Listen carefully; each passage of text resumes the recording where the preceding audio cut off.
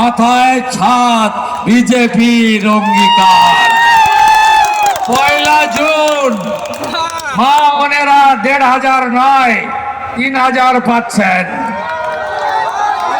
বেকার যুবক যুবতী 1 জুন আর মাত্র 1.5 মাস 3000 পাচ্ছেন চাকরি না দেওয়া পর্যন্ত।